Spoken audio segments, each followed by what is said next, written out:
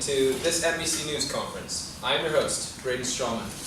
This very fine New Year's Day of 1994 will not only serve as the purpose of celebrating New Year's, but is also the beginning of a free trade across North America. Negotiations for this deal began in 1989 when President George Bush of the United States, Prime Minister Mulroney of Canada, and the Mexican President Carlos Salinas met to discuss this topic. As of 1988, the brother countries of Canada and America have had a successful free trade clause. Since 1989, discussions and agreements on this so-called NAFTA had taken place until 1992, when the agreement was signed. Since 1989, President Bill Clinton has taken over office, but we will have George Bush come out of retirement to answer some questions. The citizens of North America are bursting with questions that will be answered tonight. The North American Free Trade Agreement press conference starts now. Our first question will be from Andre Johnson from CNN. Mr. Bush, what took so long for this agreement to be activated?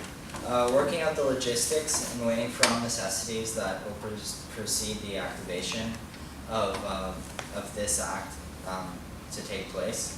We had to prepare customs, and we educated them because they need to learn the new rules and regulations of NAFTA. Also, we need to create more facilities because more items will be coming into our country, so we need more people to take care of them. Along with that, myself, Prime Minister of Canada, and the President of Mexico are very busy people, and we also have annual meetings to discuss this and continue to make agreements.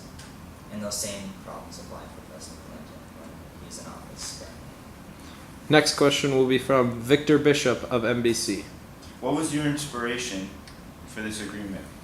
Inspirations for this historical agreement are our unity of free trade in Canada. Since 1988, we've had a free trade agreement with Canada, which has been very successful, and we thought it'd be good to add a country such as Mexico. It's very important to stay in good terms with our neighbors, and also we believe we can benefit from their economy a lot.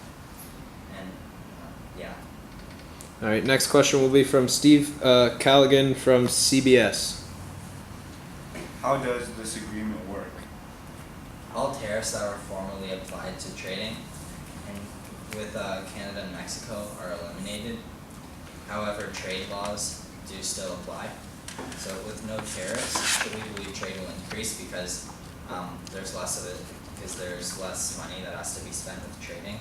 So countries will want to trade more and therefore benefit our economies. All right, now Jonathan Killorn from the New York Times. How does this improve the issue of unemployment? Well, because of there being no tariffs, products will be produced and shipped.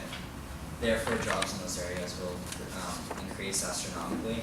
Specifically, jobs will increase in manufacturing because of the excess of trade. That's going to happen. We're going to need a lot of people making the products, and also companies that will deal with trade. Now, Brian Carl from the CBC. What other positives will come out of this? It'll be easier to purchase items from all over North America. In the past, trade taxes have limited the amount of items each country is receiving or gaining. For example, Mexican product will be found easier in Canada and USA. Boosting our economy relates to higher wages, and due to the increase in exports, America will collect more money than they would with fewer trades. USA gaining more money will result in more money earned per the average citizen, and the circulation throughout the country will increase. All right, Matt Cooper from Fox. What would some possible drawbacks be? Mexican workers will not benefit much. Regulations will still apply. Many Mexican products are made in labor factories that the employees intensely work, and they gain low wages. This means more workers will be hired to do that tough job, and the conditions will just be getting worse for them. And also, all products have to pass through Canada and USA, and they have to pass through certain laws, which means that not all products will get passed for trade. Now, Nikita Nesterov from Dumont. What are the rules and regulations to this agreement? The product has to be made in the country by the exporter. The item has to be of legal substance, and finally the country has to approve of the product entering the country. this process takes place in customs of the importing country. There you have it. From everyone at NBC, thanks for tuning in. See you next time.